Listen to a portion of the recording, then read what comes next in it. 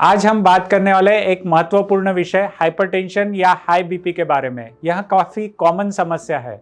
सबसे पहले जानते हैं बीपी क्या होता है। बीपी मतलब ब्लड प्रेशर। ब्लड प्रेशर क्या होता है? ब्लड प्रेशर मतलब जिस प्रेशर के साथ में हमारा खून की नलियों में बहता है, उस प्रेशर को हम ब्लड प्रेशर कहते हैं। इसमें दो नंबर्स होते हैं, एक सिस्टोलिक ब्लड प्रेशर और दूसरा होता है डायस्टोलिक ब्लड प्रेशर। सामान्यतः सिस्टोलिक ब्लड प्रेशर ये ऊपर का नंबर कहा जाता है और डायस्टोलिक ब्लड प्रेशर को हम नीचे का ब्लड प्रेशर नंबर कहते हैं। सिस्टोलिक ब्लड प्रेशर वो होता है जब हार्ट धड़कता है या हार्ट ब्लड पंप करता है, जिस प्रेशर के साथ में ये धड़कता है उस प्रेशर को हम सिस्टोलिक ब्लड प्रेशर कहते हैं।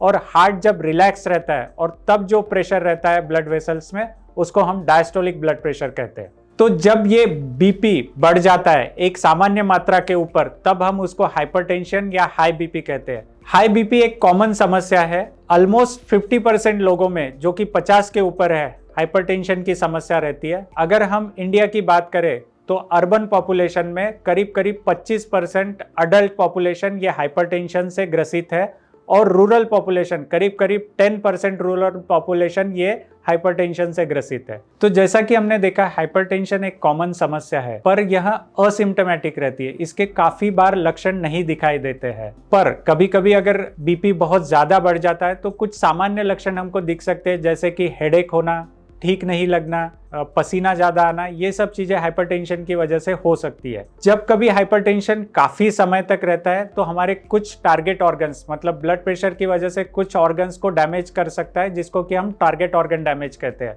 इसमें ब्रेन, उसकी वजह से लकवा हो सकता है हाइपरटेंशन की वजह से।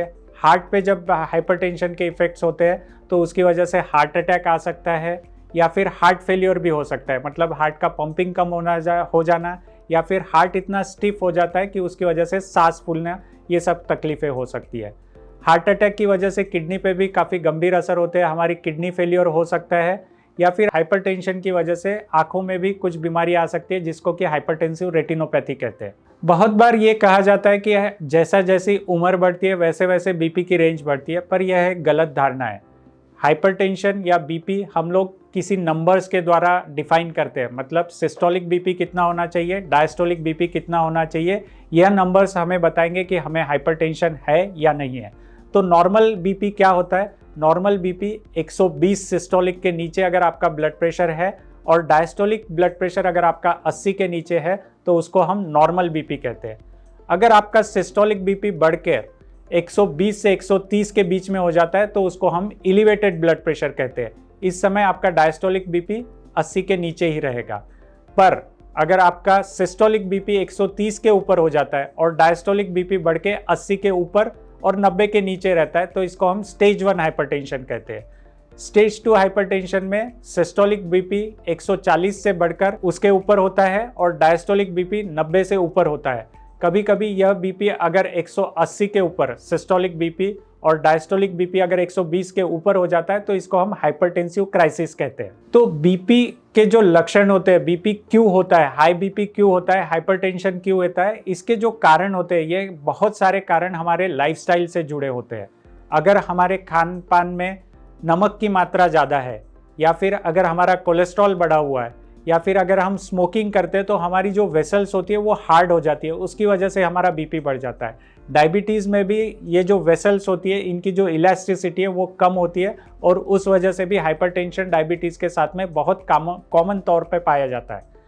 इसके अलावा जैसे जैसे हमारी उम्र बढ़ती है वैसे वैसे हमारी ब्लड वेसल स्टिफ होते जाती है और हमें हाइपरटेंशन हो सकता है। साथ में ही किसी मरीज को अगर स्लीप एपनिया है, मतलब सोते समय अगर आवाज आती है और स्लीप एपनिया की तकलीफ है, तो उसमें भी ब्लड प्रेशर बढ़ सकता है। इसके अलावा कई एंडोक्राइनोलॉजिकल डिसीजेस में भी हाइपरटेंशन हो सकता है। सेकेंडरी कॉजेस में अगर किडनी की समस्या है तो उस वजह से भी हाइपरटेंशन आ सकता है। किडनी के बारे में अगर बात की जाए तो किडनी के साथ हाइपरटेंशन का दोहरा संबंध है। हाइपरटेंशन बढ़ने की वजह से किडनी की बीमारियां हो सकती है, या किडनी की बीमारियां होने से भी हाइपरटेंशन हो सकता है। तो अब जानते हैं हाइपरटेंशन को कैसे ट्रीट किया जाता है। सबसे पहले हमें हाइपरटेंशन को डायग्नोज करना चाहिए। इसके लिए हमें बार बार हमारा बीपी नापना चाहिए, उसे ट्रैक करना चाहिए, और ये अगर हम 100 बार बीपी ले रहे हैं और 80% टाइम्स अगर हमारा बीपी बढ़ा हुआ है तो हम हाइपरटेंशन को डायग्नोज करते हैं। जो मैंने नंबर्स बताए उसके मुताबिक। इसके बाद में शुरू होता है हमारी ट्रीटमेंट। सबसे पहले हम हाइपरटेंशन को लाइफस्टाइल के द्वारा ट्रीट करना चाहते हैं। मतलब आपके अगर कोई रिस्क फैक्टर्स है, कोलेस्ट्रॉल बढ़ा हुआ है, फिजिकली आप इनएक्टिव है, एक्सरसाइज की कमी है, तो इन चीज़ों को ठीक करने से हम लोग हाइपरटेंशन को कई प्रतिशत कम कर सकते हैं। इसके अलावा अगर हमारा खान पान में नमक ज़्यादा है, कोलेस्ट्रॉल बढ़ा हुआ है, तो इन चीज़ों को भी ट्रीट करके हम हाइपरटेंशन को ट्रीट कर सकते हैं। पर अगर हमारे जो नॉन फार्माकोलॉजिकल मेजर्स है, मतलब लाइफस्टाइल मेजर्स अगर फेल हो जाते हैं, उसके बावजूद अगर हमारा बीपी कंट्रोल नहीं रहता है, तो हमें फिर दवाइयों की ज़रूरत पड़ती है। और इस समय ये दवाइयाँ काफ़ी लंबे समय तक हमको लेना पड़ सकता है।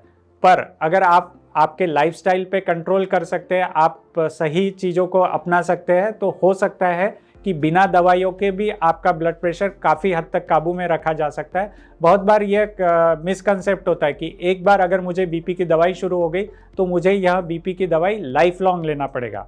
हाँ, हो सकता है कि आपको दवाई लाइफ लॉन्ग लेना पड़ सके, पर अगर आपने आपकी लाइफस्टाइल चेंज करके जो मैंने रिस्क फैक्टर्स बताए उनको अगर आप कंट्रोल कर सकते हैं, तो बहुत हद तक यह संभव है कि बिना दवाई के सिर्फ लाइफस्टाइल द्वारा भी आप आपके बीपी को कंट्रोल कर सकते हैं।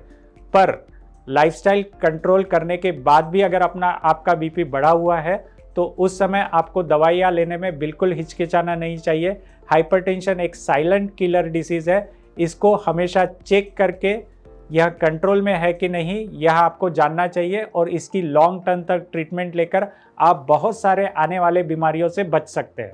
जैसा कि हम सभी जानते हैं, हाल के दिनों में ब्लड प्रेशर और हाइपरटेंशन रिलेटेड समस्या काफ़ी बढ़ रही है।